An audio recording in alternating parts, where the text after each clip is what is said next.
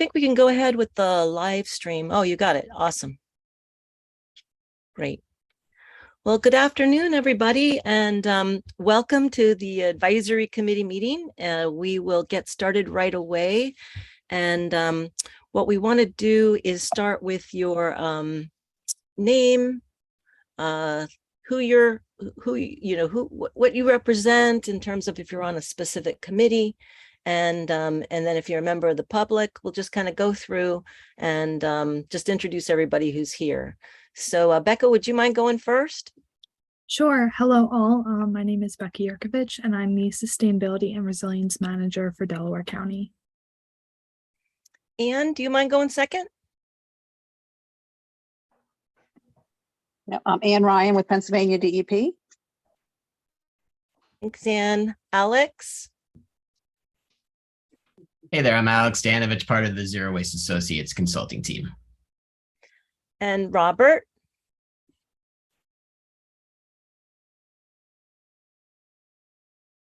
Robert Anderson?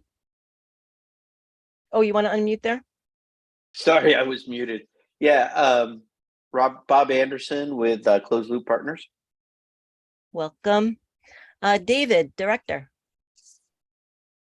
Hi, David, Director. I'm a member of the Delaware County Sustainability Commission.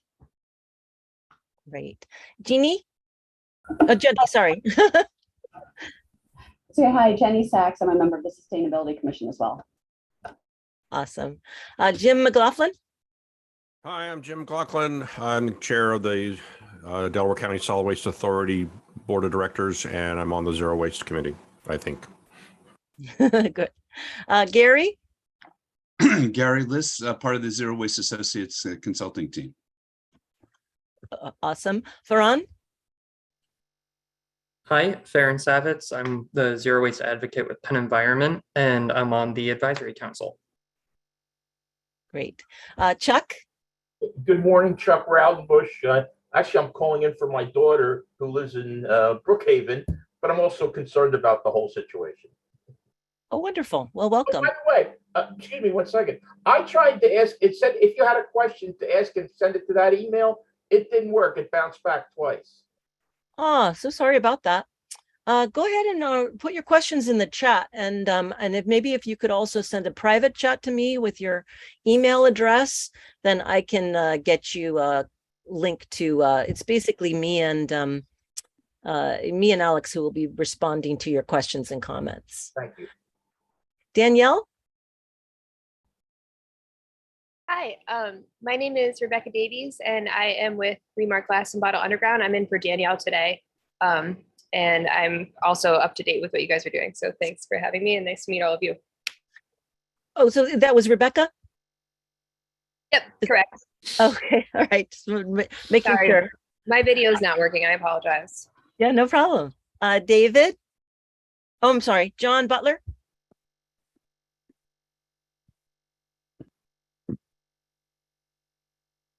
John, are you there? I'm going to ask you to unmute.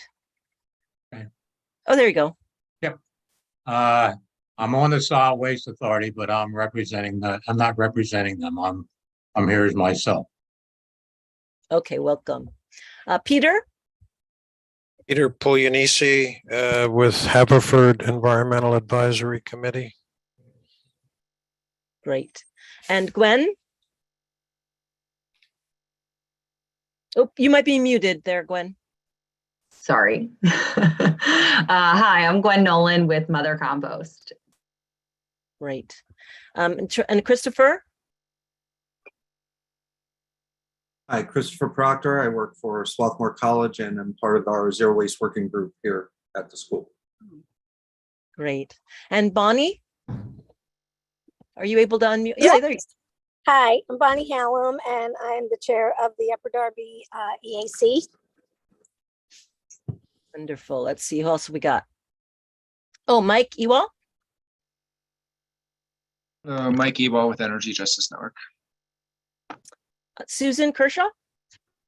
Yes, hi, I'm Susan Kershaw. I'm a lifelong resident of Delaware County and retired teacher, and I'm very interested in this topic. Great. Maggie? Sorry about that. Maggie Kilcoyne, Media EAC. Welcome. And Karen? Hi, Karen Tussick Lux. I work for Media Borough and I'm on the County Sustainability Plan Zero Waste Committee. Great. Alice? Hi, my name's Alice and I'm from Easy Composting. Great. Welcome. Amanda? Hi, everyone. I'm Amanda Waddell. I'm on the Zero Waste Associates team. Chantal? Hi, I'm Chantal and I'm on the Zero Waste. Great. Kearney? Hi, I'm Kearney Warren. I'm a Chester resident and I'm on the Zero Waste Committee. Okay, great. Did we get everybody? Anybody not have a chance? Oh, Darren, there you go. Sorry, Darren Spielman, Executive Director of Pennsylvania Resources Council and on the Zero Waste Subcommittee. Okay, great. And Susan, did you get a chance to introduce yourself? Susan Bardsley? I'm Susan Bardsley. I'm on the Sustainability Committee at Marist Grove, and I'm just interested in the subject. And Chuck Lacey.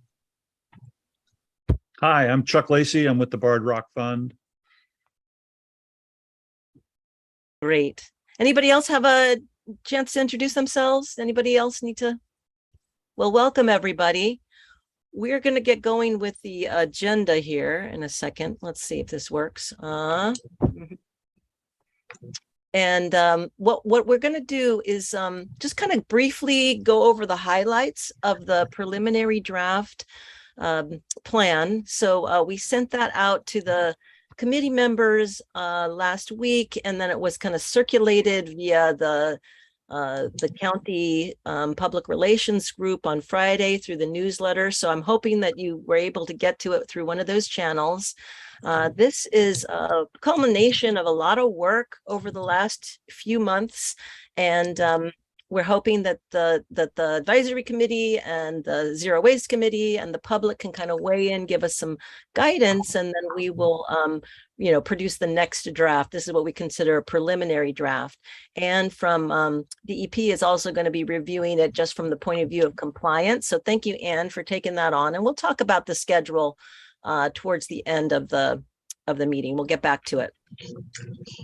So here's our agenda. We did our welcome. If you wouldn't mind going ahead and putting your name, affiliation, and committee in the chat. And when you, if you can introduce yourself when you speak, and we'll keep this fairly informal. If you could use the hand raise function, if you want to speak, that would be great. And we'll kind of call on folks as we go along. We're going to go through the preliminary draft plan.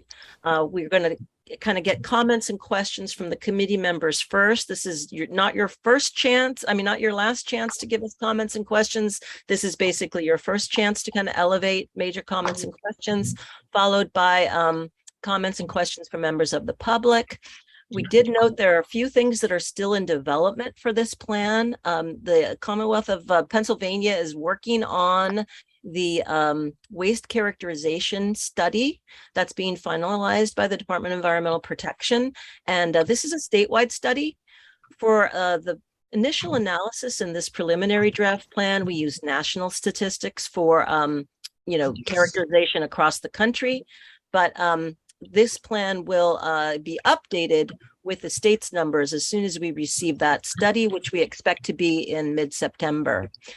Jeff Morris from Sound Resources Management is doing a complete life cycle analysis. Again, for purposes of this preliminary draft plan, we've included some analysis from the US EPA. And this does tend to undercount some issues of concern and emissions of concern. So we'll be getting a more robust life cycle analysis from Jeff. He will be relying on the statewide characterization study. And so that will impact his analysis. And then several of the appendices were hyperlinked to this draft. And, there were a few questions about, what's going on in each municipality and, a number of other items. So we will format those to fit in a document, but right now they're still in hyperlinked form. So you can get to, for example, the time action schedule in a hyperlink. You can get to the list of haulers in a hyperlink, the results of the municipal survey are in a hyperlink. So we'll kind of go over that. And then we'll talk a little bit more at the end of the agenda about the schedule and next steps. We've asked the committee to calendar the next few months in case we need to continue to meet. So that October 6th, November 4th, December 2nd, we would like those all to be on your calendar in case we need those.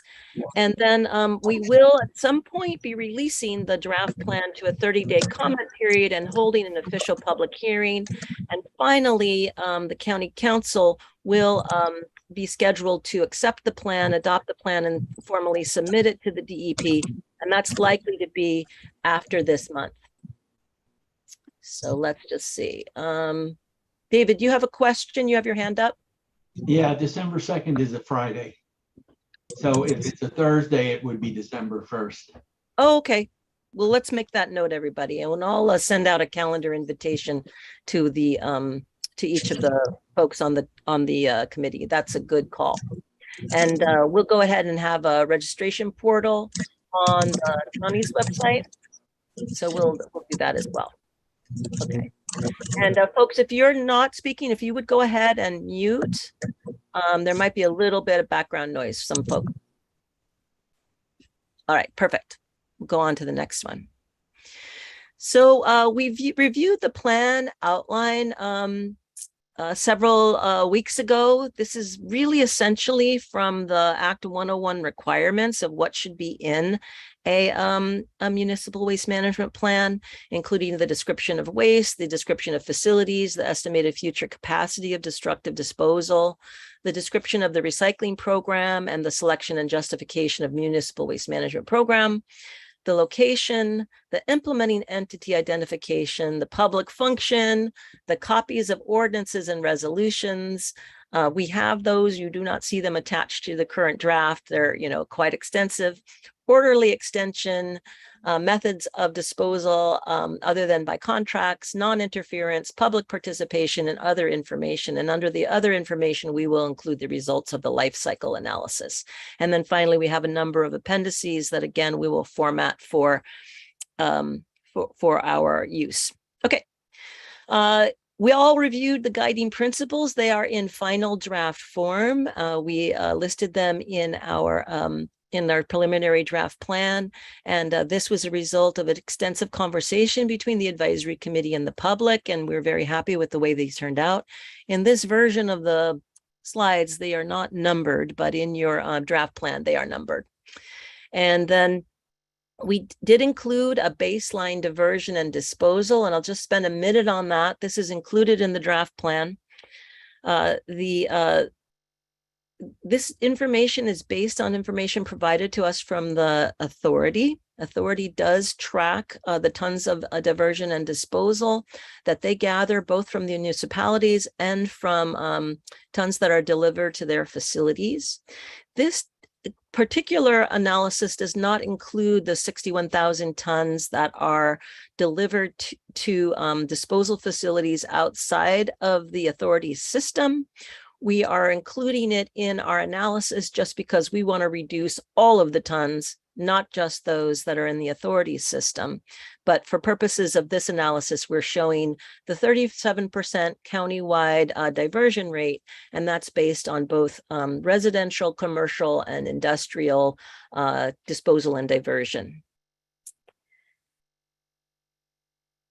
Then we'll kind of move on, kind of things that are required by our municipal waste management plan, including a facility status. We have the authority-owned facilities, the transfer stations, the Rolling Hills landfill, and then they have contracts with the Fairless landfill and Covanta.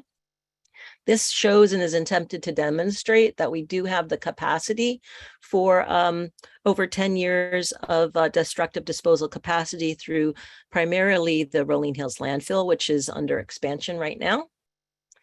And then the authority provided us with this estimated future capacity based on the 8.8 million cubic yards of expansion at Rolling Hills. So there will be that expansion has been approved by the DEP, and based on a municipal waste density of about 1 ton per cubic yard, that will last us over 16 years. We're very familiar with the list of zero waste initiatives. We've been talking about them for several months, and we've provided the committee with some analysis. It is included in the links in the appendices to the detailed descriptions of each of the initiatives. And we have had quite an extensive conversation with those through our workshops and through our committee meetings. And then we've also included the preliminary diversion potential. And again, this is based on a conservative estimate of capture rate by material type for each of these different initiatives that are expected to divert material from destructive disposal over the 10-year period.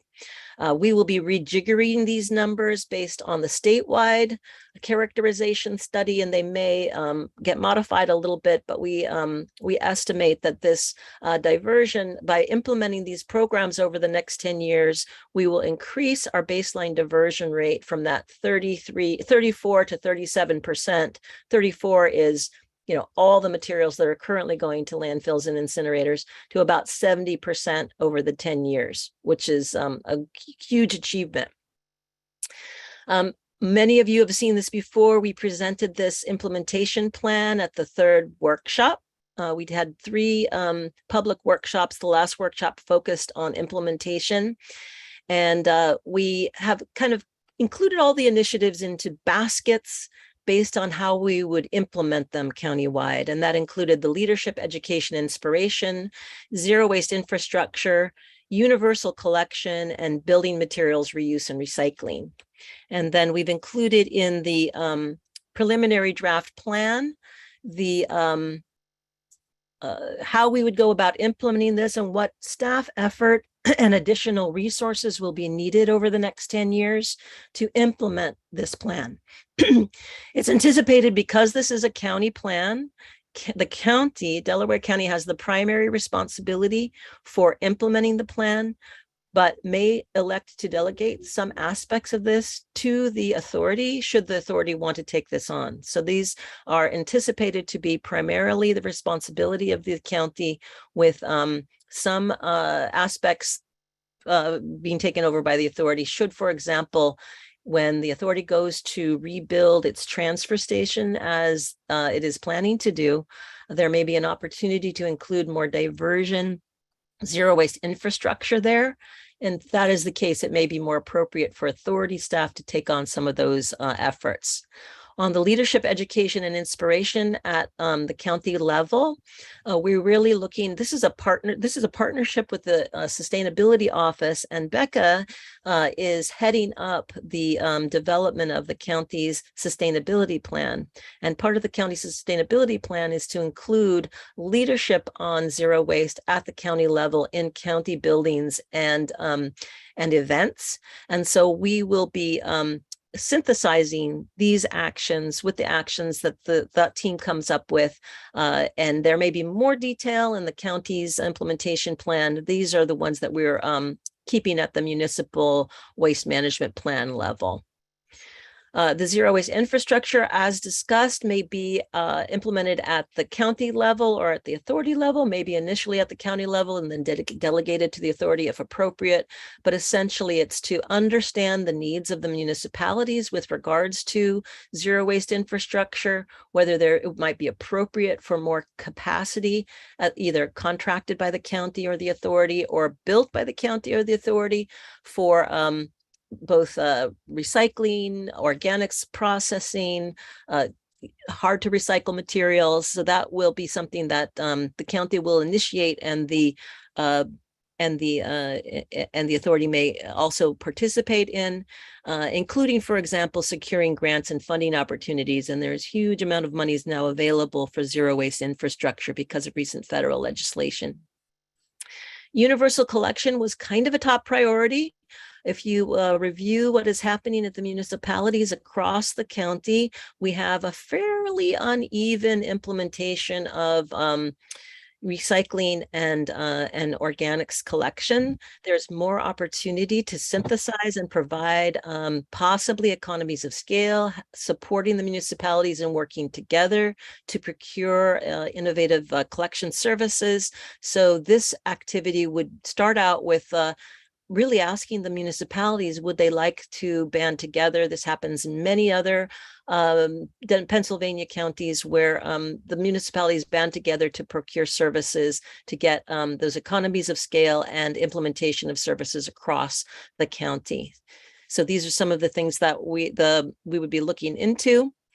And then building and materials reuse and recycling. So the authority does not handle a lot of the heavy construction and demolition debris, but there's still quite a bit of construction debris that goes through the county system, through the authority system, in terms of drywall, wood, building materials, things that are potentially reusable or recyclable. And so this is an investigation of either policy, where the county can assist the municipalities in developing construction and deconstruction ordinances at the municipal level, coming up with a model ordinance that could be implemented countywide through the municipalities. So I believe that might be it in terms of just the overview.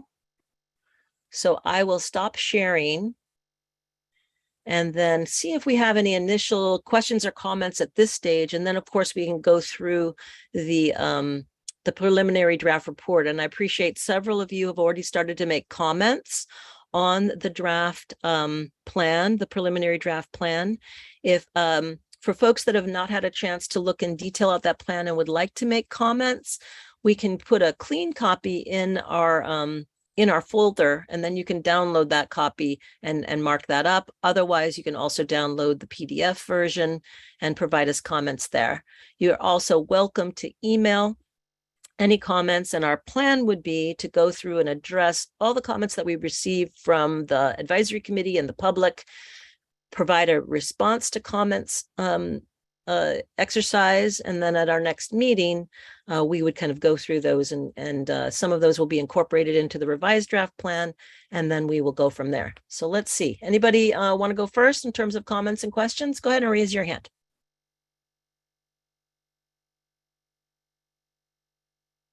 Otherwise, silence means consent. It's perfect, and we'll submit this to the DEP. Just kidding. I have something, Bonnie. Go ahead, Bonnie. So I'm wondering, is there going to be, so like all of the different townships and municipalities probably are already thinking about their own zero waste and solid waste management stuff and what they want to do. Is there going to be some sort of way to help various municipalities align with the county plan and get some consultation on the things that they really want to do that the county could help them to do? Like, for instance, one of the things that you mentioned is this thing about some communities coming together, say around organic waste, composting and stuff. Some have already started it, others are behind. And so are there going to be opportunities for consultation so that municipalities can actually sort of make their own plans align with county's plans? Exactly. So that is the intention of the county staff effort in surveying the municipalities and working with them on that cooperation. So the plan anticipates hiring, as many as 4 full-time folks working on this effort of implementing the plan over the next 10 years. Probably the very first effort would be in a county level staff effort. It either could be an assignment to current staff. It could be initiated with a new staff requisition to start working with the municipalities on harmonizing and assisting the municipalities with their system. The county and the authority do not run the collection systems. That's the responsibility of the municipalities. And there is a lot of, some of our municipalities are very small. Our median size municipality is about 2,000 households. So that's not a lot of breadth in terms of, or depth in terms of municipal staff expertise or municipal staff ability to respond to needs on zero waste. And so the idea of this plan would be to have a county staff level person to be coordinating and supporting the municipalities in developing the approaches to harmonize those systems across the county. We also have, differences, minor differences between the municipalities and what is accepted, the different material recovery facilities. It would be very nice to have something that we could promote countywide. This is what we're doing. Organics is the key one for us because by and large, a lot of food scraps are still going to destructive disposal in the county. So in order to implement a cost-effective strategy across the county, we really need a harmonized approach. And that's the point of the universal collection exercise. So the answer is absolutely yes. That's great. I'm wondering if that consultation includes specific, like if the municipality sets goals for itself in its amount of reduction, its diversion, can the folks at the county level sort of help the municipalities sort of figure out what's most realistic idea of how that would be, what that would be, and then thinking through some of the strategies to actually help the municipality get to their specific goals. Absolutely. I think that would be the intention. And this does happen in other Pennsylvania counties where there is a more active role of someone at the authority level who is working directly with the municipalities on those solutions. That's the intention of this exercise that's included in the plan, for sure. I think there may have been another person who joined us. Elaine, are you here? Did you want to introduce yourself? Oh, hi, everyone. I'm Elaine Schaefer. I'm one of the county council members, and I'm really thrilled about the report so far, and I'm very interested to hear this discussion. Welcome. We're so glad that you've joined us. So right now we're just kind of taking just general questions and comments, and then we can kind of do a little bit of a page turn. I see that Jim McLaughlin did have a question about how we would be addressing the comments that have been provided to us so far. We'll do a response to comments for each of those comments that are in there to make sure that they're covered. If you want to raise them as a discussion item for today, please do feel free to do that. We can do that as we go page by page through the plan. And Chuck, you want to go next? Yeah, I have a couple observations. One is, I certainly learned a lot reading this, which I really appreciate. When we're looking at diversion, it was just an incredible inventory of all the possibilities. And I fear that the number of possibilities takes away from may take away from focus and actual kind of accomplishment. And I'd like to see, let's see us really focus on organic waste. I mean, the report is really pretty tentative about it. It's kind of, we'll investigate it, as opposed to saying, this is our priority and this is the key. I believe it's the key. It's the biggest potential for diversion. It has a big environmental impact. It also has very large institutional generators, which I think could present the opportunity for economies of scale early on to help support the infrastructure for something bigger. And, I think it would be great if we could say, hey, we are going to do something really big and it's going to be, it's going to be organic diversions. I mean, we've got everything in there from, demolition to toasters, and the organics doesn't emerge if it's a priority. I believe it should be, but really should be, really big. A lot of the report kind of focuses on diversion rates as the key virtue. We have communities that have low disposal rates and low recycling rates, and we have communities with high disposal rates and high recycling rates. So I think that we should be measuring communities and success based on their achievement relative to actual disposal rates. Recycling rates is a way to get there, but I think you get that point. I think we need to address the racial disparities in the host fees. I mean, we pay twice as much in the host fee per ton to the white community that hosts the landfill than we do to the majority Black community that hosts the incinerator. We pay half as much per ton in host fees to Chester than New York and Philadelphia does, and I just can't accept that.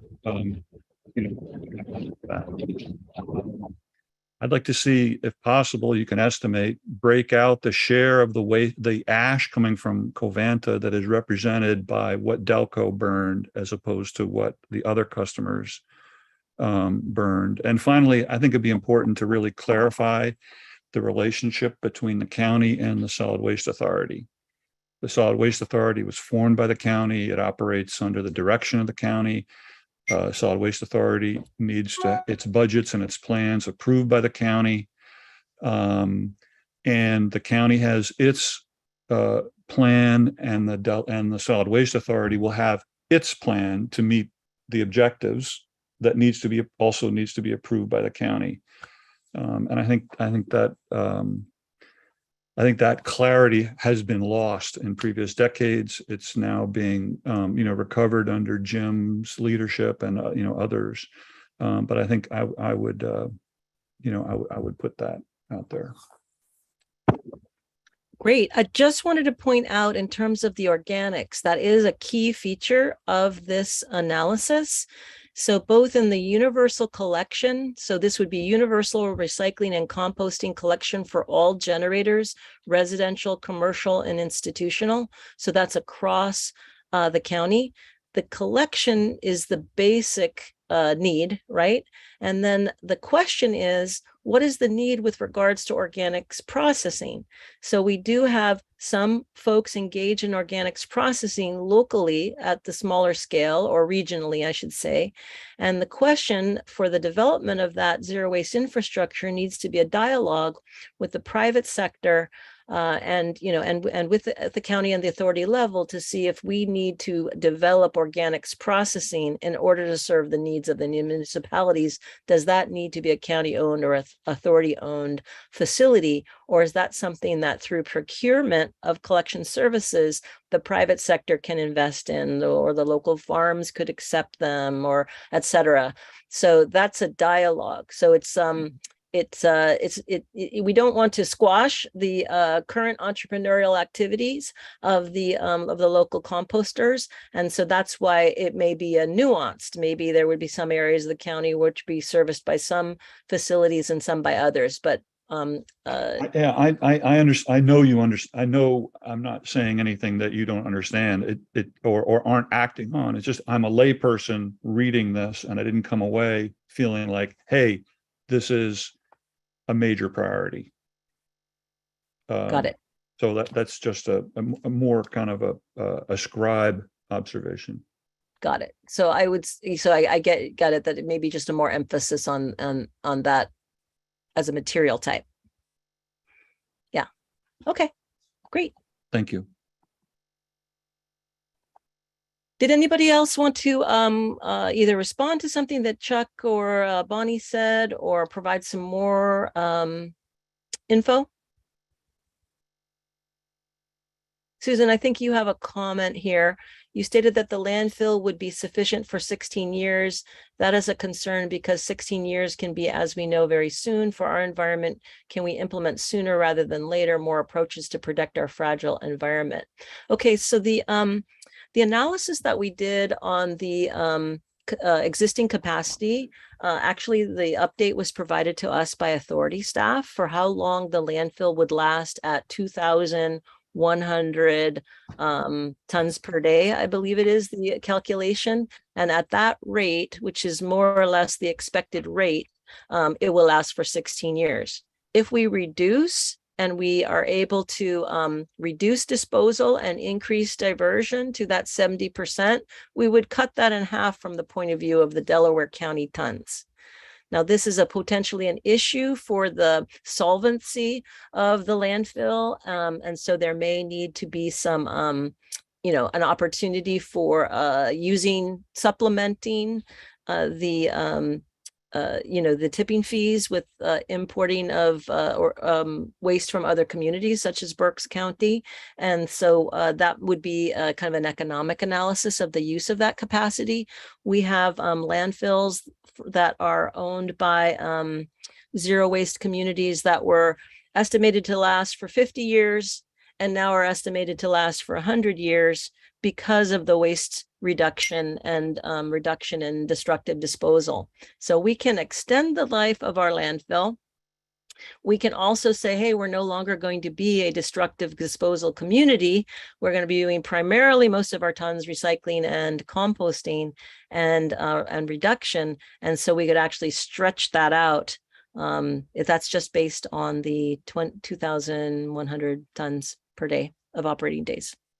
Right, Ruth, this is Susan. Yeah, I mean, just what you said in the latter comment. I mean, I think something that I've seen, my husband and I have been composting since the 70s, and I'm not saying whoopee for us, but I'm saying that so many people back then, I'm so glad now, first of all, to see many people doing that, but it still is foreign for many people. And as you know, there's a big concern with our environment at all different levels. And so I appreciate that everyone is working toward that goal, but I don't think we have as much time as anybody thinks. And of course, certainly, if you're familiar with Doug Tallamy and some other authors, and if you're not, please do read some of these to inform yourselves. I think it's vital. It's not something you can just keep on putting on the back burner or spend too much time talking about it. Thanks very much. I don't think Delaware County in this plan wants to rely on landfilling as the primary strategy for managing discarded materials. And so if that is not sufficiently articulated, we should articulate that, right? We're transitioning out of incineration. We are going to be relying on landfilling for our residual waste, but the primary strategy for this plan is to reduce destructive disposal in its entirety and transition to zero waste practices. That's the goal of the county as articulated in the initial goals of this original RFP for this project. Sorry, Hey, Ruth, one other thing. Are you going to send this document? Because unfortunately, I have not gotten to see it, and I would be very interested.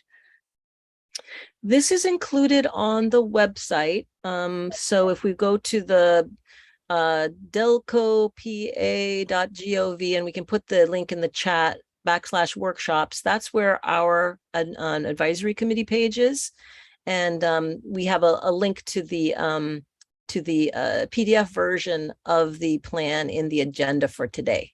So if you can migrate over to that agenda, you can see the link and you can download that PDF and take a look at that current draft. Okay, great. Thank you. Mike, did you want to go next? Yeah, I was responding in the chat to that same question about the landfill lifetime. I was wondering if you might be able to comment on what some of the assumptions were that went into that 16 years. Was it assuming that it switches from ash to trash in a certain year, or any of the other assumptions about continuing to take Montgomery County trash and stuff like that? Yeah, so there is a section on that. Let's go to that. And we did we did our initial analysis based on the landfill expansion engineers report. And then that's been updated somewhat by authority staff. We had originally calculated something like 18 years of capacity based on certain assumptions. And then we got updates from authority staff is it might be more like 16 years. But I think Jim McLaughlin, you've pointed out that that's not necessarily a robust number. It's an extension. It's like an average between about 2,000 tons and 2,100 tons per day. That's a pretty different estimate. So it really just is driven on how many tons are going to the landfill.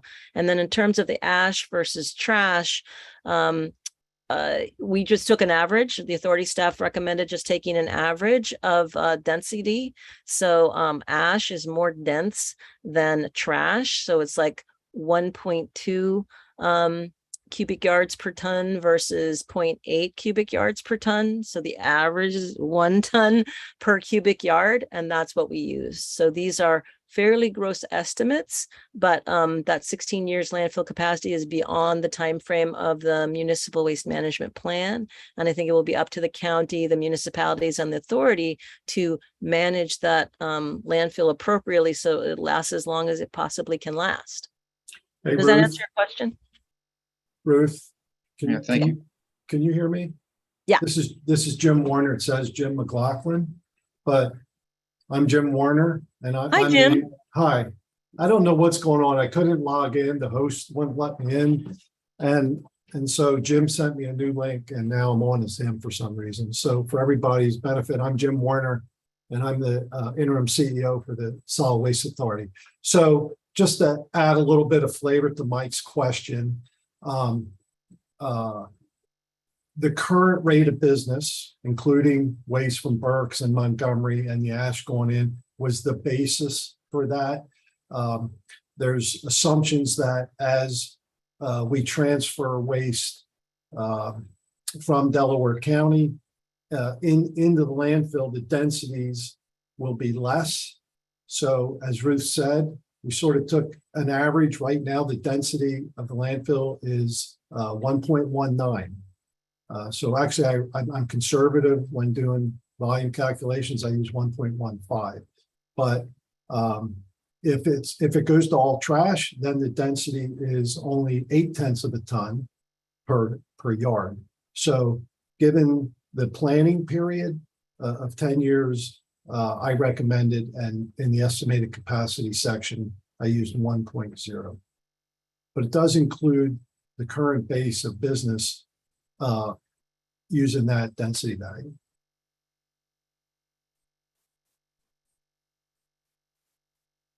Thank you. Sure. Okay. So other folks have questions or comments so far?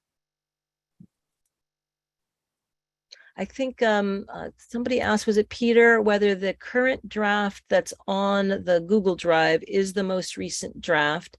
And the answer is yes. We've made a couple of little typo corrections and other things like that in the Google Doc. So the PDF may be a little bit less accurate, but that Google Doc version is the most recent version. It has all of the little wording changes that had to be fixed, but that is the current version. And again, if folks feel more comfortable as they read through it, having a clean copy that they can download, we'll make that available after the meeting. Okay. Well, so let's see. I think Bonnie, you wanted to talk more about HHW. Did you want to talk about the need there and what we might want to add in terms of HHW?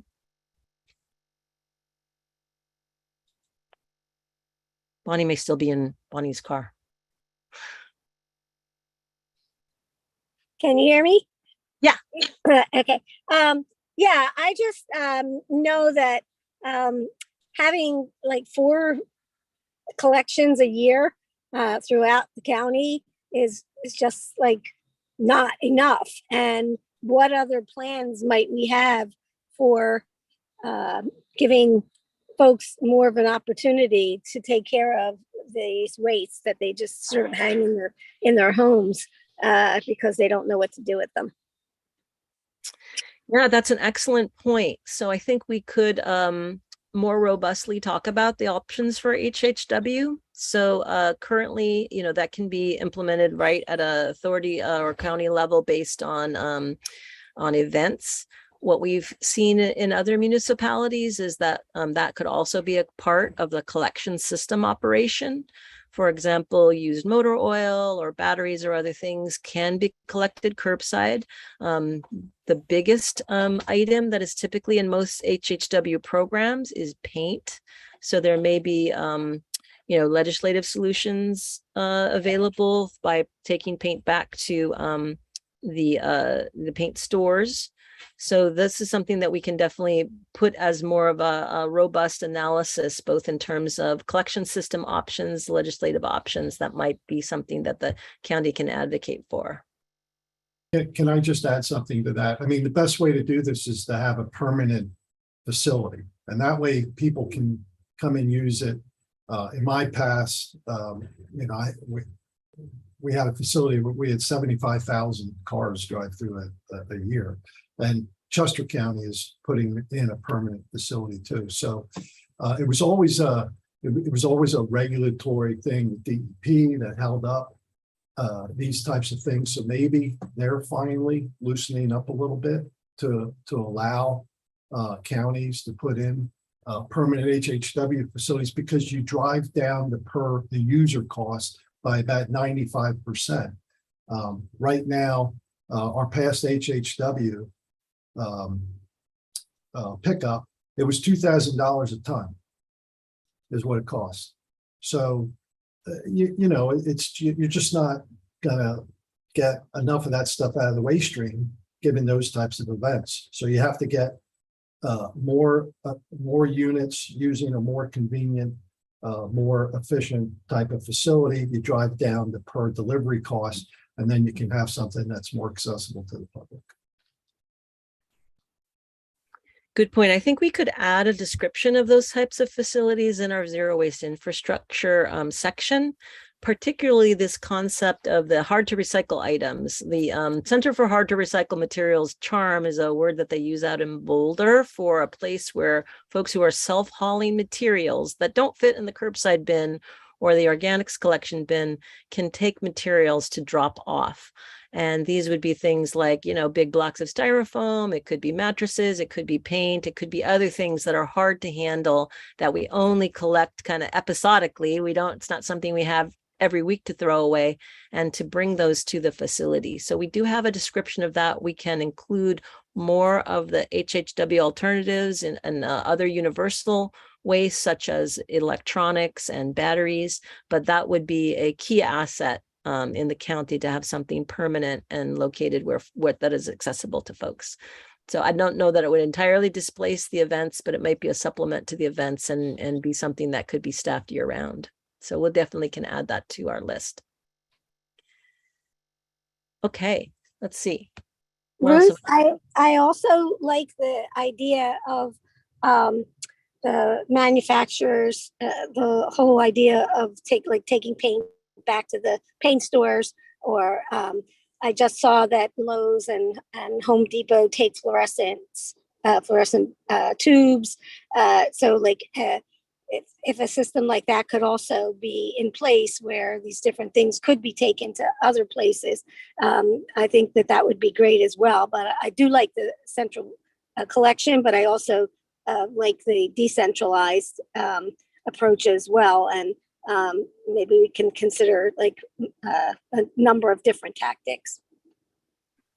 Yeah, I think really the low-hanging fruit for the county is to publicize those voluntary measures of retailers that are doing take-backs, and then to potentially negotiate take-backs, voluntary take-backs that could be supported. So I'm aware of some communities that do retail take-backs of things like paints and batteries and other things, and then they do a milk run the municipality does the milk run to go and pick up those batteries and paints and other things from those hardware stores or pharmaceuticals from the pharmacies, and then take those back for management at a central location as a way to kind of a public-private partnership. So that's something that could be explored on a voluntary basis. And then, of course, we could long-term look at the mandatory requirements.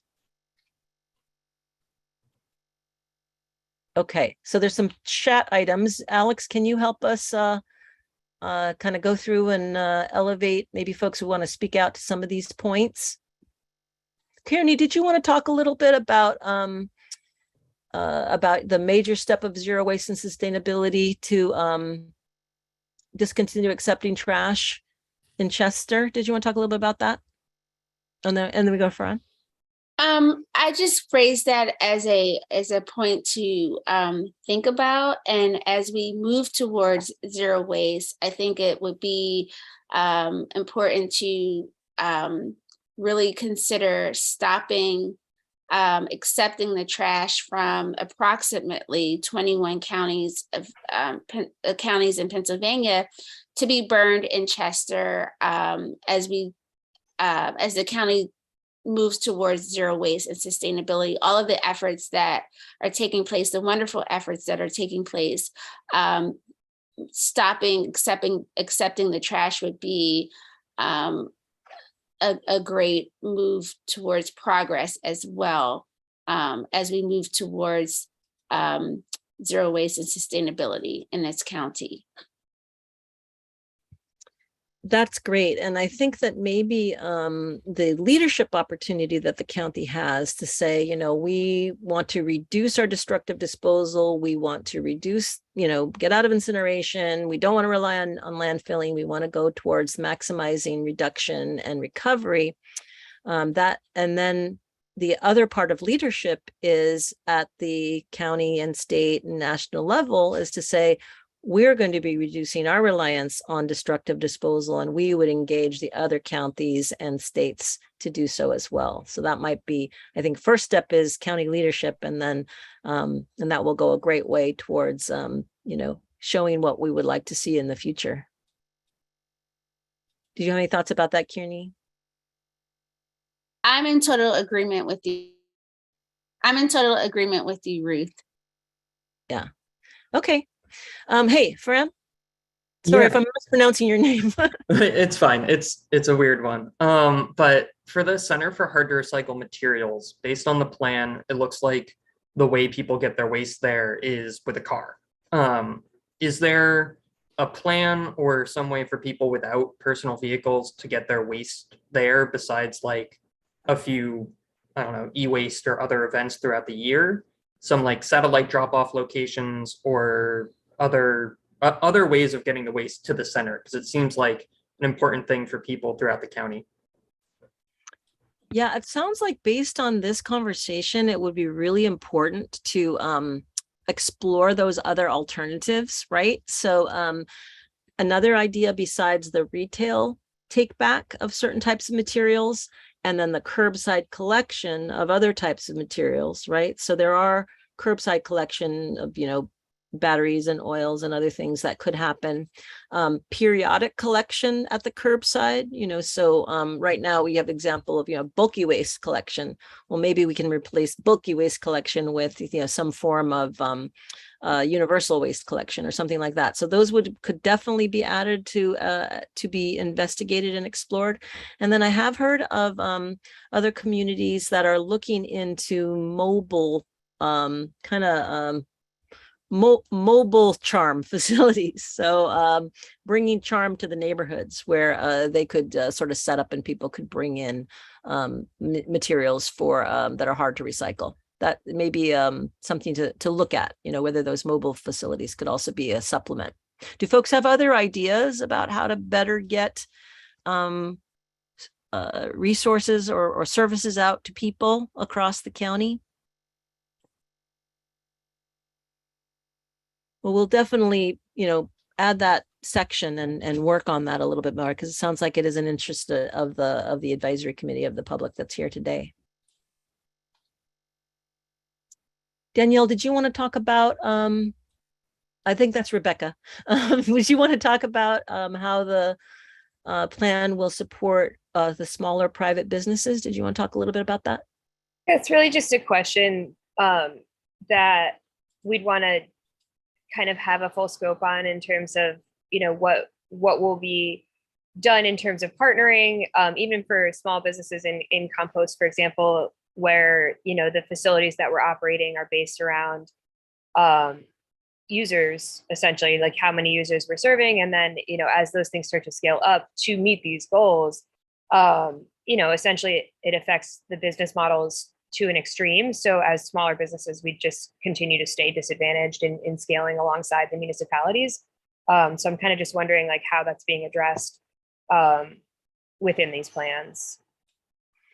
Yeah, and I would welcome, if you have any specific language that you would want to provide us to highlight that. So the approach right now in the section where we're talking about, implementation of new programs and new facilities is kind of a measure twice, cut once approach, which is we have done some preliminary outreach to businesses across the county, service providers, municipalities. We've had a lot of input from the different representatives of municipalities on issues. We've talked to the engineering firm, one of the engineering firms that does a lot of the procurement.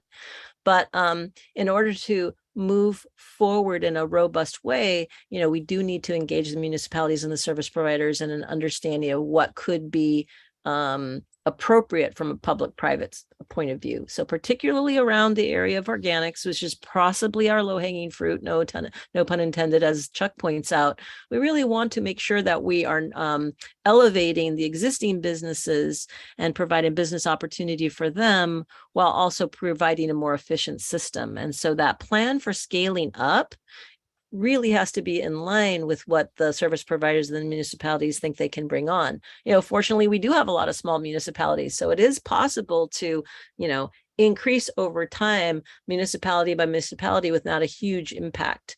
But, we do want to the smaller scale service providers. But we do have examples of micro, compost collectors that are now pretty major in their field. Black Earth up in the Boston area, Compost Crew down in the Maryland area, who have, gone from kind of boutique-y small scale to really larger scale. And in order to keep those collectors in the program, we need to take that into consideration. So this position that we were recommending to work with the municipalities and the service providers to get that Goldilocks effect is really, I think, what we need to initiate that dialogue. Gwen, did you want to pipe in on that? Yeah, I thought I would jump in there. As a local compost collector, I can recognize too, Ruth, as you mentioned, it is nuanced because there's a lot to be determined. So we don't want, not wanting to put hard and fast rules around it in terms of the plan, but perhaps either earmarking funding or, helping to make sure that it is prioritized, because creating local infrastructure is very important. And, we are working with what we've got on our side as small local businesses and helping to do a lot of education. There's more that we do not get really compensated for to help bring awareness around these very same issues. So perhaps there's also room for partnering in those areas as you create positions. Perhaps there's, again, funding that can be earmarked to prioritize for local people who have been championing and continue to champion these causes, so that it helps us in this scaling process, because it is going to take time. We have to see what demand looks like. We have to see, as the, disposal and diversion rates, is contamination becoming a larger issue? All of it, it's hard to look in, we don't have crystal balls. So perhaps that would be a way to show that, Delaware County is also committed to making sure small businesses have an opportunity. So. Great. I think we can definitely add some language there. I think the other thing that we learned, in talking to the local composters, the community gardens and others, is that there's a need to bring residents in the county along in terms of understanding the importance of organics diversion and composting. And one of the ways we did have Marvin Hayes, and if any of you didn't get a chance to see the presentation at the third workshop, it is online on our website, on the county's website. Marvin works at the Baltimore Compost Collective, and that connection between the gardens, the community compost, and what people are generating in their homes and businesses, it's really important for folks to understand that, so that they're not just discarding materials and thinking, oh, someone else is going to take care of it, and not really pay attention to those materials. So that contamination issue really, having a support to the community gardens and others in developing that community compost aspect to it. Community compost and backyard composting doesn't solve all the problems, because not all of us need garden soil. We discard our food scraps and we hope that it gets to someone who needs garden soil, right? So, but elevating it as an education opportunity and as an engagement opportunity across the county would also be a good opportunity, I think. So maybe investing in the existing providers on the outreach, the education, the technical assistance. And there is some funding in there, but maybe it could be emphasized how that could be used. We definitely feel as though an investment in technical assistance is needed. We can't just add county and authority staff for every situation, but we can develop those technical resources in the county to do the door-to-door outreach and working in the schools and working with the faith organizations and others. We can provide, funding through this program. The recommendation is to provide funding through this program to get those resources in place, through, every mechanism, including federal funding and other grants and opportunities. But really, this is what's going to be needed. That investment is going to be needed to get the county where it wants to go. And I wanted to say one more thing about zero waste in the context of the county's sustainability plan, which is there are so many things that are in front of us that we can do to become a more sustainable county. Zero waste is probably the least expensive of, inventing a whole new transportation system, completely changing the fuel switching of our electricity. Everything is a lot more daunting compared to zero waste. And so we like to say that zero waste is among the more cost-effective things that municipalities and counties can do on their sustainability route. So we definitely want to make sure that appears in the sustainability plan. Hi, Elaine. You have some comments, questions? So my thoughts are about funding. And as I read through this, the plan the first time, I was thinking, that it just calls for, as a general theme, a little more centralized organizational planning. And some of that's infrastructure based, like places to bring things, and some of it is people based. And it's just a lot of money. So I'm confused on, well, not confused. I'd love to hear more on two fronts. One, is this a county cost and, challenge to raise that money, or is it a solid waste authority cost and challenge to raise that money? And then secondly, over and above the grant money, we all get the grant money, but have you seen models of other counties that have this kind of more centralized infrastructure, and how do they pay for it? Which authority, which source, and is it fee-based? Is it tax money? What's the model? What's a good model? Right. And if you are relying on the funding of your zero waste programs on destructive disposal, you pretty much get out of balance, right? So you do have to provide alternative funding mechanisms. So right now in the plan, this the funding is looked at as a county implementation. with the opportunity to delegate some things to the authority when the authority is ready or if it's appropriate for the authority to do. It is absolutely the case that in other counties, and one of the comments that the county executive had for us that we haven't addressed yet is to provide some examples of other counties across the country that are doing this at the county level, either through a countywide authority. A joint powers agreement would be the other opportunity. Right now the Solid Waste Authority is a creature of the county. It's not necessarily representative of all the municipalities in the county. So that's another opportunity to look at governance structure, right? So, there's any number of things that can be done to improve and enhance both the funding and implementation of programs countywide.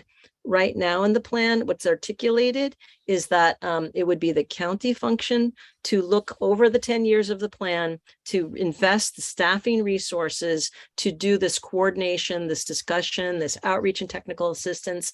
And most of it is just that, right? Making the connections, working with the municipalities, providing the technical assistance, bringing people together, right? That's the majority of the work. So if you look at that, and then there is the need for the zero waste infrastructure, including building materials, reuse yards, enhancing deconstruction, supporting that in other ways. And there are definitely models across the country of how that gets instigated by a county or a municipality, but then the need is responded to by the private sector. An example might be construction and demolition. If we perceive, that we do need more construction and demolition and recycling. And when we did a quick tour of the transfer stations, we did see a lot of construction debris going to the transfer stations. So if it is determined, we're recommending that the county look at working with the municipalities on construction and demolition debris recycling. In order to do that effectively,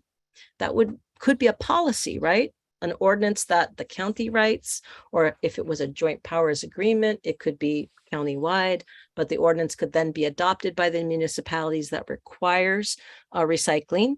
And then what we've seen in other communities is that infrastructure to respond to the policy is developed by the private sector. In Portland, Oregon, for example, they passed a deconstruction ordinance that required buildings of a certain age to be deconstructed rather than demolished.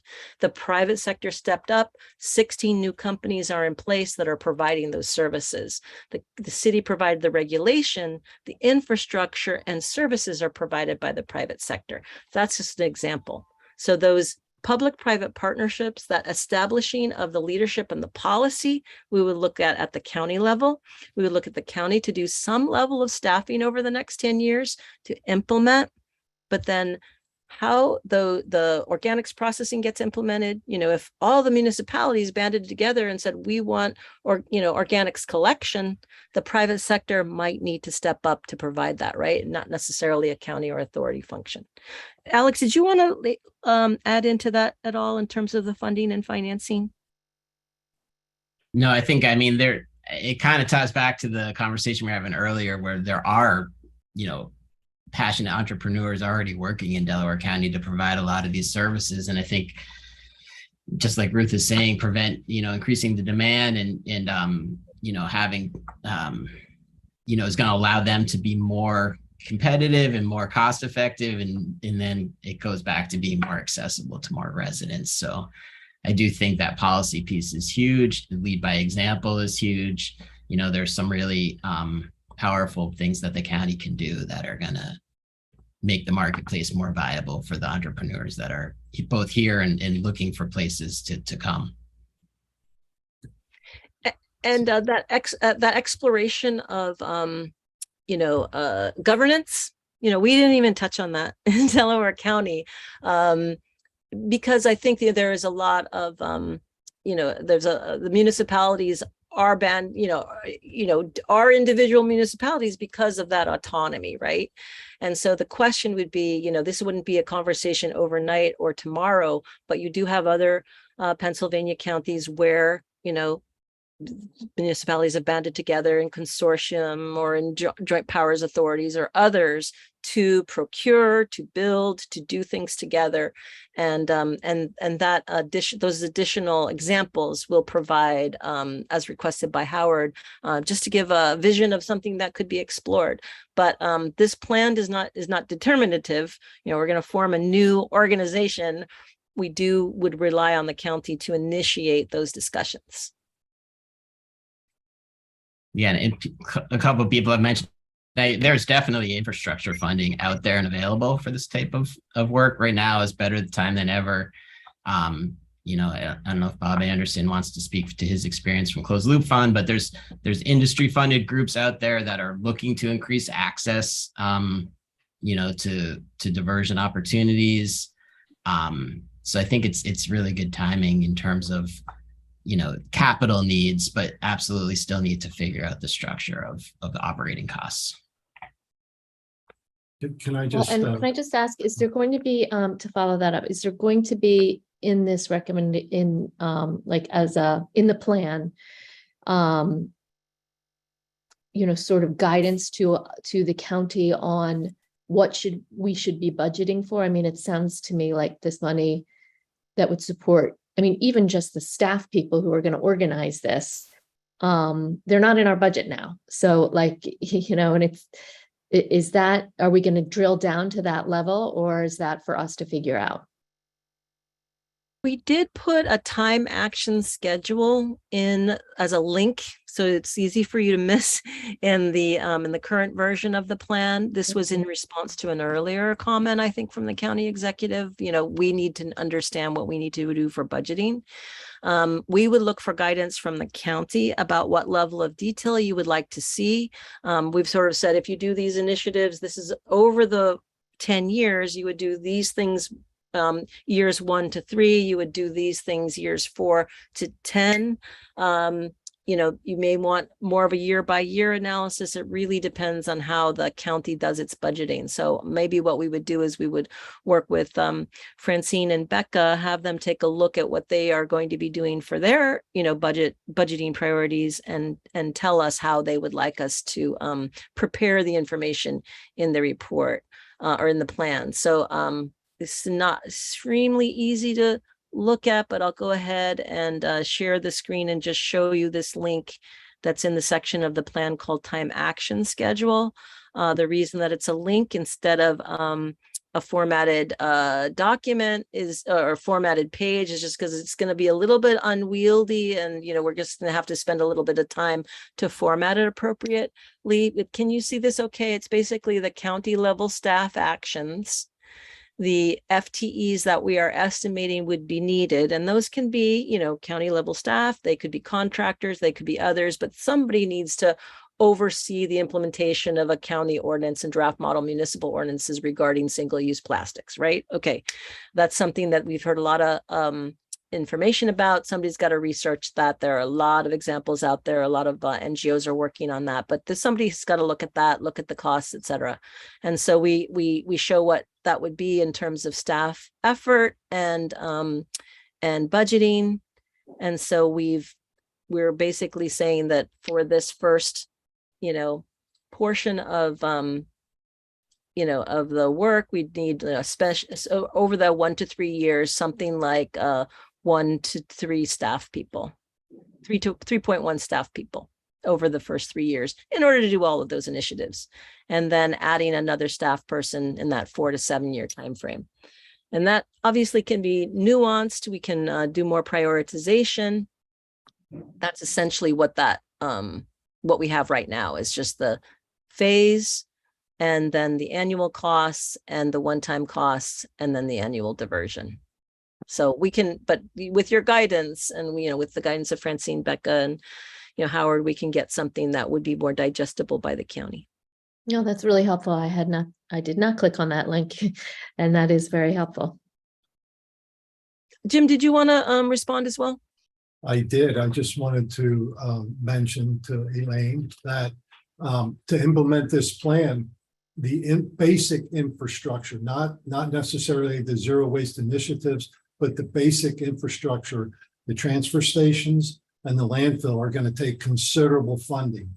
Now, the plan would be that the Waste Authority would be able to issue that debt and be able to pay the principal and interest on whatever the term of that debt is. Typically would be about 20 years. So through our business plan, that would be a burden that the county wouldn't have to worry about, but it would be our job to pay for that, pay the debt service on the new infrastructure that's going to be absolutely necessary to carry out the disposal component of the plan.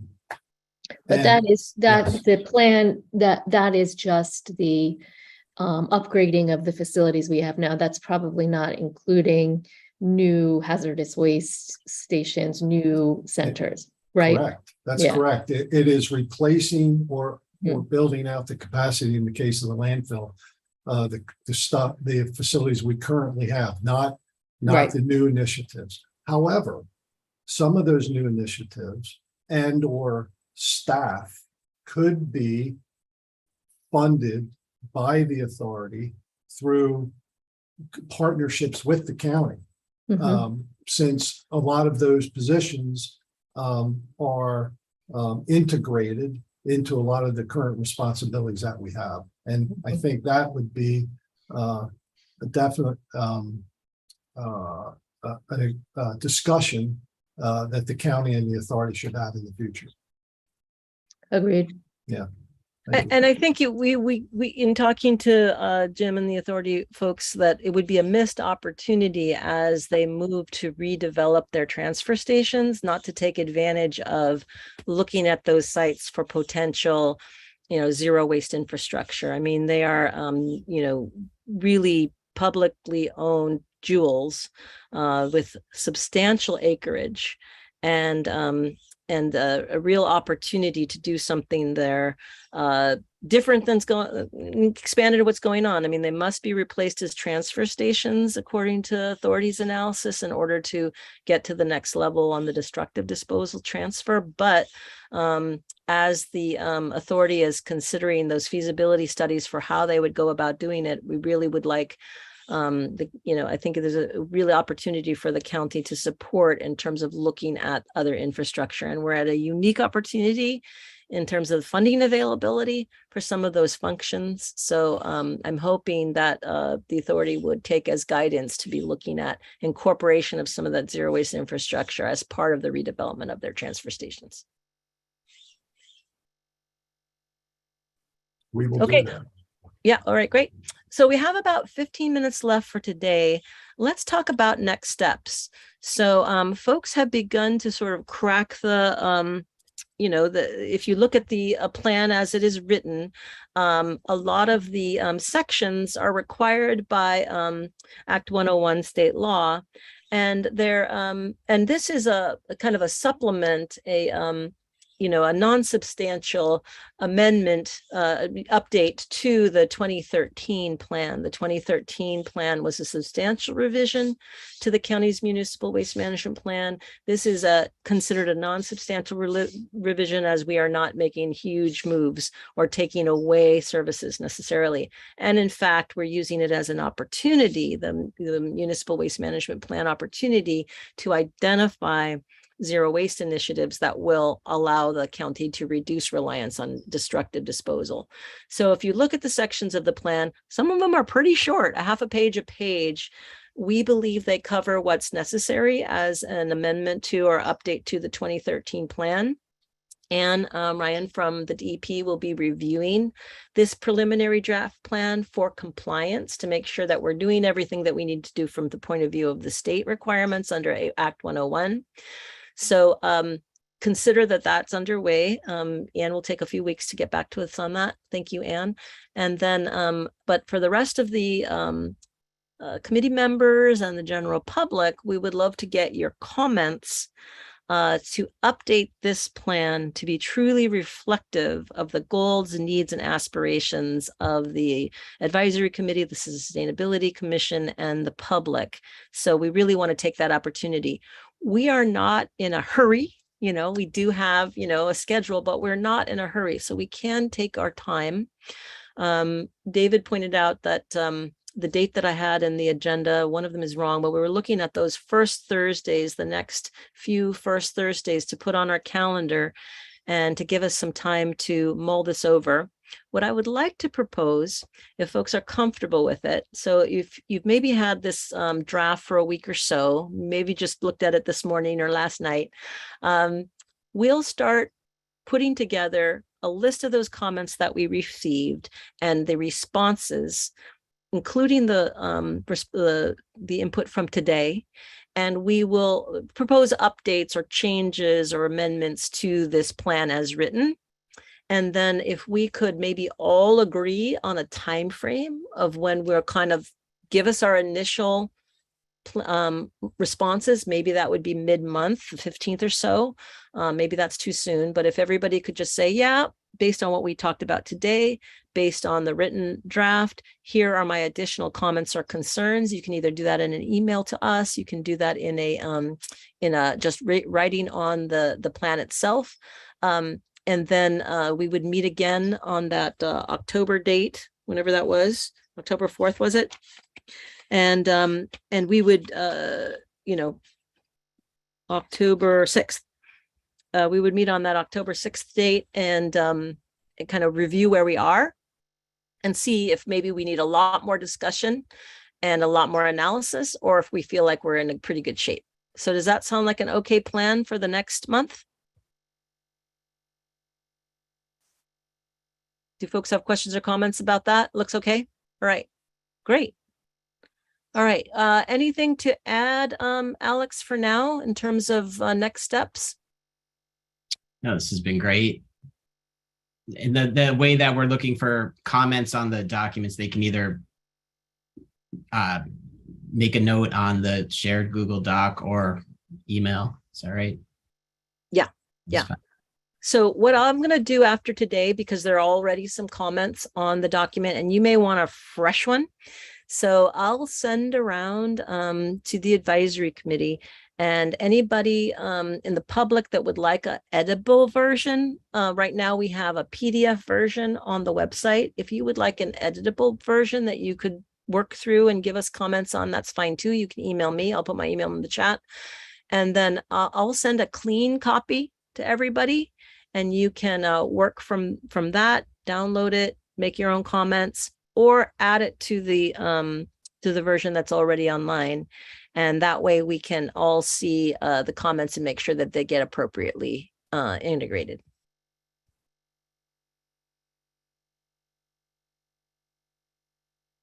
All good? Okay. All right. Well, thank you everyone for your participation in this process. This has been amazing. And I think we're getting there in terms of reflecting the needs of the county. So I think that's maybe all we had for today. What do you think, Alex? That's great. Yeah, thanks everyone for your feedback. Awesome. All right, we'll see you then October 6th. And we'll send out that meeting announcement. See you guys.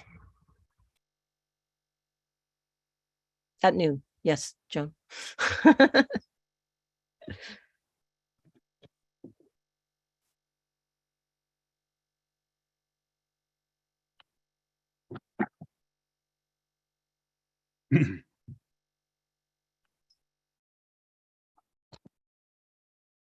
Ruth, I don't know if you saw my last note in chat. Yeah, we might have to move that December 1st meeting. Maybe we have to move it to the 2nd. Right. Yeah. Or whatever. Yeah. Okay. Great. All right. Thanks. And thanks for coming. We'll do an internal meeting after this. Great. All right. Thanks, everybody. Bye-bye.